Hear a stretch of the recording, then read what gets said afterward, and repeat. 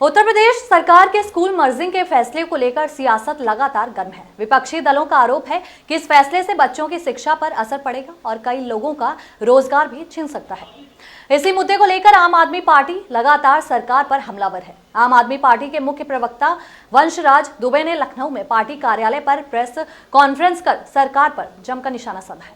उनका कहना है कि भाजपा सरकार के मंत्री और नेताओं के बच्चे तो विदेशों में पढ़ रहे हैं, लेकिन उत्तर प्रदेश के आम बच्चों को उनके स्कूलों से दूर किया जा रहा है। सुनिए इस मुद्दे पर वंशराज दुबे ने क्या कहा। आप सभी पत्रकार साथियों को मेरा नमस्कार। विगत कई वर्षों से आप लोग देख रहे हैं कि उत्तर प्रदेश के अंदर किस तरीके से बाबा साहब के सपने को चकनाचूर करने का प्रयास ये सरकार कर रही है। बाबा साहब ने जो एक नारा दिया था कि शिक्षा व शेरनी का दूध है, जो भी इसको पिएगा वो दहाड़ेगा। लेकिन उत्तर प्रदेश में आप क्या देख रहे हैं?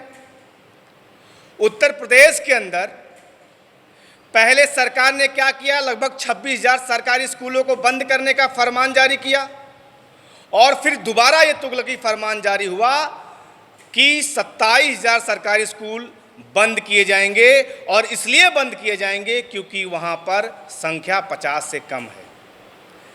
निकम्मेपन की पराकाष्ठा देखिए कि सरकार खुद इस बात को स्वीकार कर रही है कि हमारे शासनकाल में दुर्दशा ये हो गई है कि 50 से संख्या छात्रों की घट के कम हो गई है, इसलिए हम उन स्कूलों को बंद करने का काम कर रहे हैं। राइट टू एजुकेशन क्या कहता है? आर्टिकल 21A क्या कहता है? वो कहता है ये हमारा मौलिक अधिकार है, यानी उत्तर प्रदेश के देश के हर उस गरीब, शोषित, वंचित, पिछड़े समाज से आने वाले बच्चे को उसको शिक्षा मिले। 6 से 14 साल की उम्र का जो बच्चा है उसको निःशुल्क शिक्षा मिले और उसके गांव से, उसके घर से महज 1 किलोमीटर की दूरी का, यानी 1 किलोमीटर दूरी के अंदर उसको शिक्षा मिले। लेकिन जो सरकार ने तर्क दिया, मैं आज तमाम पत्रकार साथियों से, चूंकि ये मामला अब कोर्ट में भी जा चुका है, लेकिन मैं आप तमाम पत्रकार साथियों से, उत्तर प्रदेश की जनता से भी निवेदन करना चाहूँगा कि आखिर वो कारण क्यों नहीं जानना चाह रही है कि उत्तर प्रदेश के सरकारी स्कूलों में 50 से संख्या कम क्यों हुई। और आज उस सारे कारण मैं आपको बताऊंगा। आज सारे कारण मैं आपको बताऊंगा। जो सरकार ये कहती है कि स्कूलों में 50 से कम बच्चे हो गए इसलिए हम इनको मर्ज करने का काम कर रहे हैं, उसकी सच्चाई देखिए। ये लखनऊ की खबर है।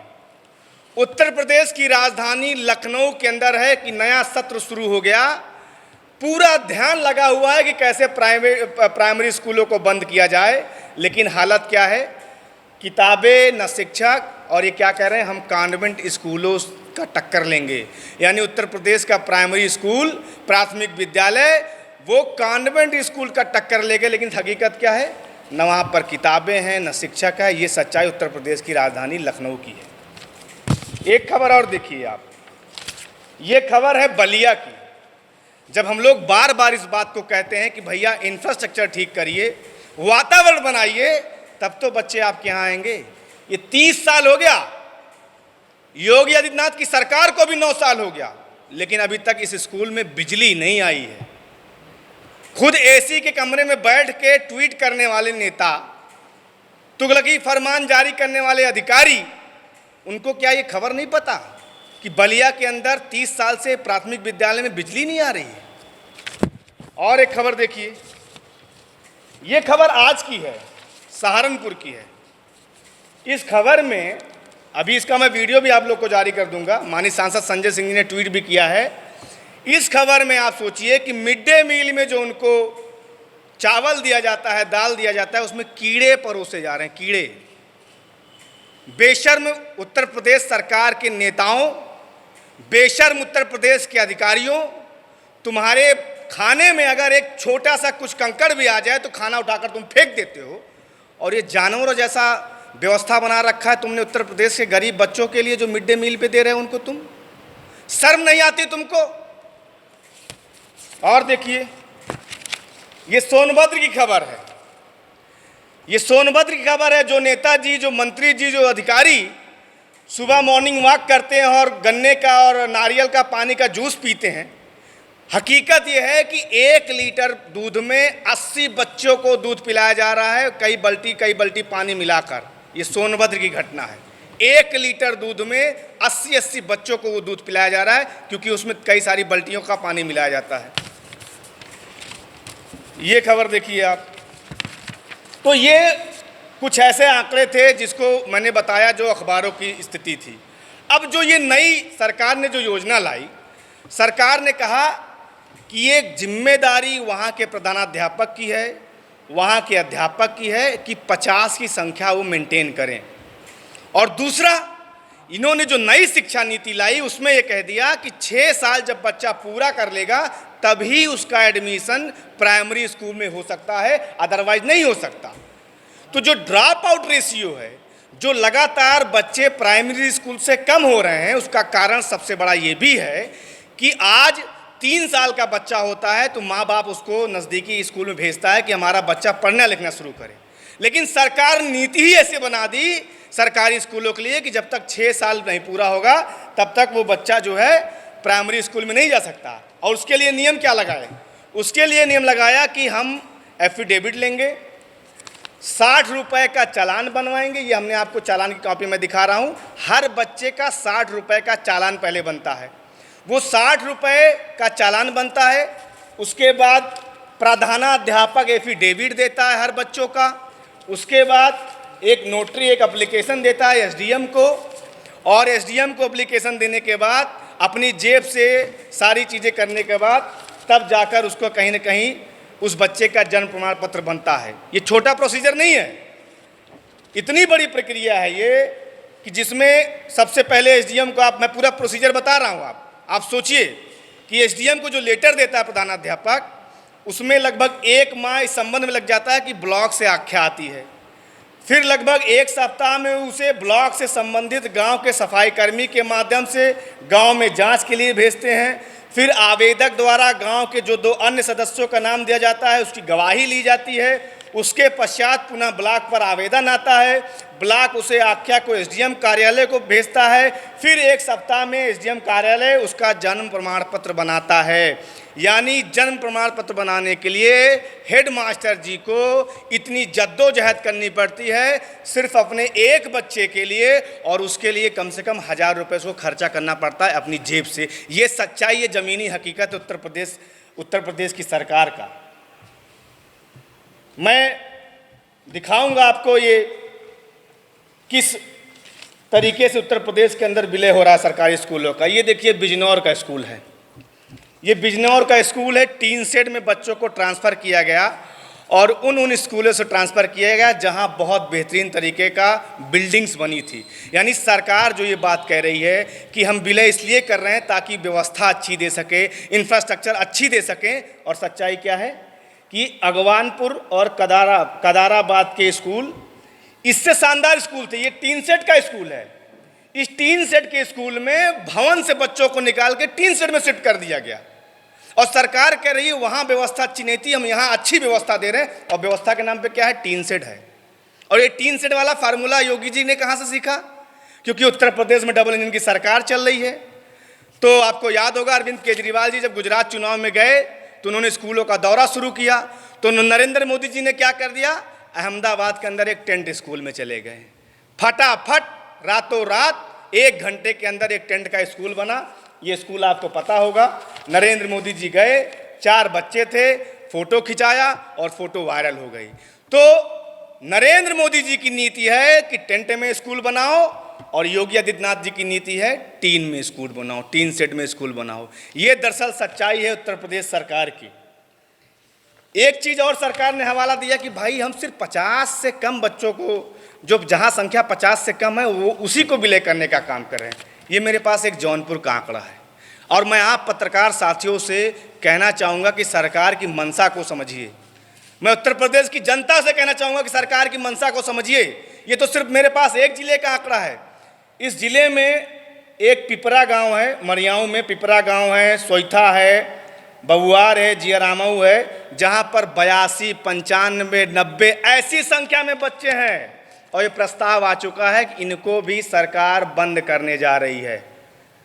तो उत्तर प्रदेश की सरकार गुमराह किसको कर रही है मुझे समझ में नहीं आता, लेकिन एक चीज़ जरूर समझ में आता है कि भारतीय जनता पार्टी की नेता, और मैं अभी लिस्ट भी पढ़ूंगा, उनके नेता चाहे वह दिल्ली के अंदर शासन कर रहे हो या किसी प्रदेश में बैठे हों, उनके नेता विदेशों में पढ़ाई करेंगे और हमारे यहाँ जोखूराम का लड़का, हीरालाल का लड़का, उसको सरकारी स्कूल की भी शिक्षा नसीब नहीं होगी।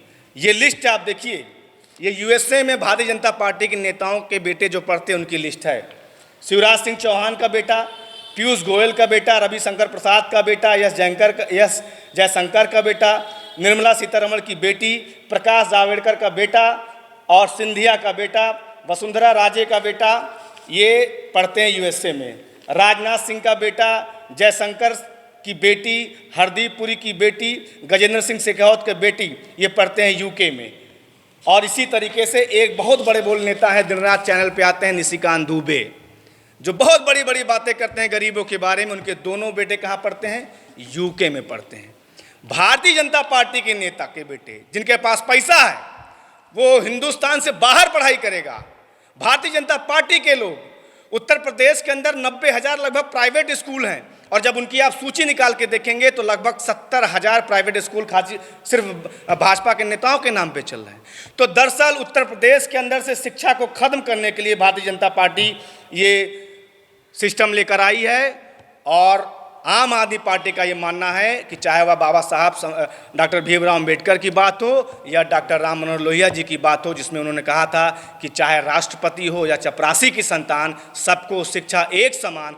आम आदमी पार्टी इस बात को मानती है। निश्चित तौर पे ये मामला कोर्ट के अंदर है और मैं आप सबके माध्यम से माननीय न्यायमूर्ति जी से निवेदन करूंगा कि कम से कम गरीब के बच्चों को ध्यान में रखते हुए, जो शोषित समाज से बच्चे हैं, दलित समाज से बच्चे हैं, उनका ध्यान में रखते हुए इस मामले को तत्काल रोक लगाएं। और आम आदमी पार्टी 9 जुलाई से, जो माननीय सांसद संजय सिंह जी ने आह्वान किया है कि उत्तर प्रदेश के सभी जनपदों में जहां जहां स्कूल बंद हो रहे हैं उसका हम दौरा करने का काम करेंगे। और जो एक सूचना और हम लोग के पास में आई है कि ये जो सारे सरकारी स्कूल बंद किए जा रहे हैं 27,000 के 27,000, वो सारे स्कूल दलित बस्तियों के हैं, अल्पसंख्यक समाज से आने वाले लोगों के गांव के हैं और ओबीसी समाज के क्षेत्रों के स्कूल हैं, जहां भारतीय जनता पार्टी बड़ी संख्या में हारी थी। जिन बूथों को वहां से ये स्कूल बंद किए जा रहे हैं ताकि लोगों को वोट देने से वंचित किया जाए। इसी साथ में मैं चाहूँगा कि हमारे प्रदेश के महासचिव भाई दिनेश पटेल जी भी इस मुद्दे पर बात रखेंगे, उसके बाद भाई विनय पटेल जी अपनी बात रखेंगे। भाई दिनेश पटेल जी।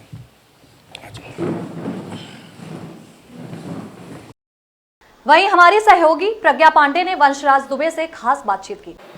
इस समय हमारे साथ आम आदमी पार्टी के प्रदेश प्रवक्ता वंशराज दुबे जी मौजूद हैं। सर, जिस तरह से योगी सरकार का जब से फैसला आया है स्कूल मर्जिंग का, आप लोग लगातार विरोध कर रहे हैं और 9 जुलाई को भी बड़ा विरोध करने वाले हैं। आज आपने प्रेस वार्ता भी रखी, क्या कुछ नए आज खुलासे आपने किए?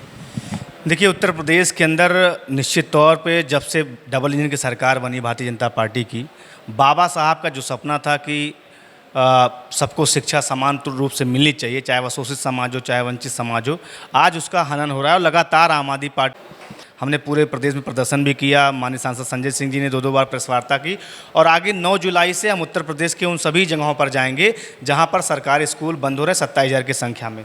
सरकार का जो दरअसल आज के जो प्रेस वार्ता थी, सरकार ये कह रही है कि 50 से संख्या कम है, इस वजह से हम सरकारी स्कूल बंद कर रहे हैं। अभी ये प्रस्ताव देखिए जौनपुर का आ गया है, ये प्रस्ताव आया है, इसमें कई सारे गांव हैं, पिपरा है, सोलथा है, भुवनपुर है, जियारामऊ है, जहां संख्या है 82, 85, 90, 92।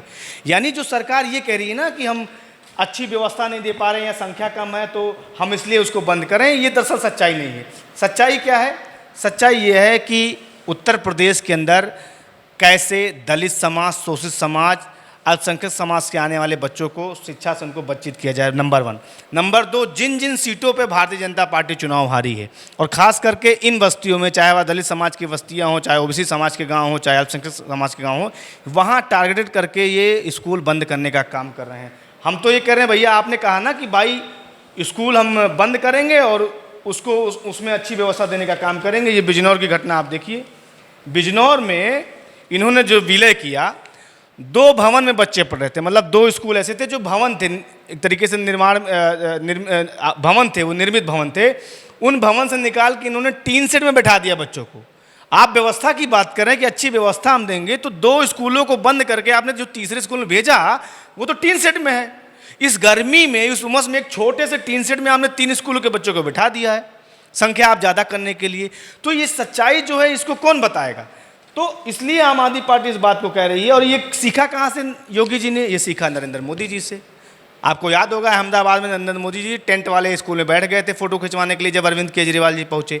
तो भारतीय जनता पार्टी दरअसल यही है, इसकी सच्चाई यही है कि कैसे शोषित समाज और वंचित समाज, अल्पसंख्यक समाज, दलित समाज के बच्चों को शिक्षा से वंचित किया जाए, जो उनका मौलिक अधिकार है। आर्टिकल 21A जो कहता है कि 6 से लेकर 14 साल तक के बच्चों को अच्छी शिक्षा मिलनी चाहिए। दूसरा, नई शिक्षा नीति इन्होंने ला दी उत्तर प्रदेश के हिंदुस्तान के अंदर, और उसका पायलट प्रोजेक्ट लॉन्च कहाँ किया? उत्तर प्रदेश के अंदर, कि बच्चे 6 साल के होंगे तब उनका स्कूल में एडमिशन होगा। अब आप ये सोचिए कि उत्तर प्रदेश के अंदर 3 साल का बच्चा होता है तो माँ बाप सोचता है ये स्कूल जाएगा, कुछ सीखेगा, और प्रोसीजर क्या बना दिया कि 6 साल के बच्चे को जन्म प्रमाण पत्र दिखाना पड़ेगा तब जाके उसका एडमिशन होगा। उसके लिए प्रोसीजर है 60 रुपये का पहले चालान बनाए। अब हमारे गांव में तो जोखू राम रहते हैं, हीरा लाल रहते हैं, जो दिहाड़ी मजदूरी करते हैं, 100, 150, 200 पाते हैं। अब वो पहले तो दिन भर लाइन में लग के चालान बनवाएं, और एक दिन का प्रोसीजर नहीं है। चालान पहले बनवाएं, चालान बनाने के बाद प्रधानाध्यापक उस पर एफिडेविट देगा, फिर प्रधानाध्यापक का एफिडेविट के साथ एक लेटर तैयार होगा, एसडीएम को लेटर जाएगा, फिर वो लेटर, वो पूरा कंपाइल्ड फाइल जाएगी ब्लॉक पे, ब्लॉक से जाएगी गांव पे, गांव से फिर वापस आएगी ब्लॉक पे, ब्लॉक से फिर एसडीएम के पास जाएगी, फिर जाके उसका जन्म प्रमाण पत्र बनेगा। इतना लंबा प्रोसीजर है, एक गांव के बच्चे को शिक्षा से वंचित करने के लिए बनाई गई साजिश है, जिसका पर्दाफाश आज हम लोगों ने, आम आदमी पार्टी ने किया। मैं एक सवाल और करना चाहूँगी कि जिस तरह से जो सरकार है हर चीज़ निजीकरण करे दे रही है, वहीं क्या जो आपने अभी आंकड़े बताई, चीज़ें बताई, इतना बड़ा प्रोसेस होगा, लोग थक हार के प्राइवेट में ही जाएंगे? क्या लगता है सरकार कोई प्लानिंग कर रही है कि सारे बच्चे प्राइवेट में चले जाए तो हम भी इसका निजीकरण कर दें? देखिए, निश्चित तौर पे उत्तर प्रदेश के अंदर और अब दिल्ली के अंदर भी वही हो रहा है। जब से हमारी सरकार गई है, आप देखिए लगातार वहाँ फीस वृद्धि हो रही है, शिक्षा माफिया फिर से पनप गया है। और उत्तर प्रदेश के अंदर जब आप आंकड़ा निकालिए तो लगभग 90,000 प्राइवेट स्कूल हैं, और 90,000 प्राइवेट स्कूलों में आप आंकड़ा निकालिए लगभग 65,000 private school Bharatiya Janata party के नेताओं के हैं, या भारतीय जनता पार्टी से जो लोग पोषित हैं उनके स्कूल हैं। आप कोई भी जिला उठाकर देख लीजिए, बड़े बड़े माफिया, बड़े बड़े नेता, विधायक, सांसद, उनके स्कूल चल रहे हैं। क्यों? ताकि प्राइमरी स्कूलों को जब बंद किया जाएगा तो गरीब मजदूर अपना खेत बेच के जो चाहता है उसके बच्चे पढ़ाई करें, पढ़वाएगा मजबूरी में।